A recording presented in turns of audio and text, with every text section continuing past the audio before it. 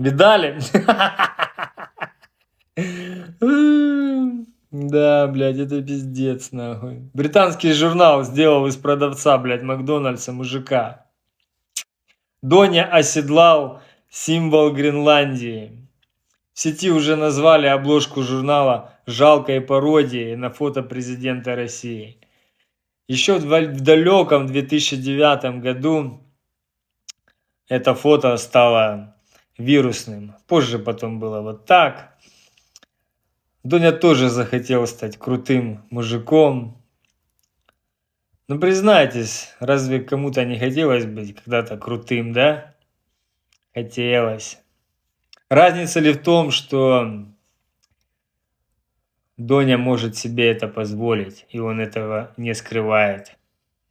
Да. Называет себя диктатором, и ему плевать.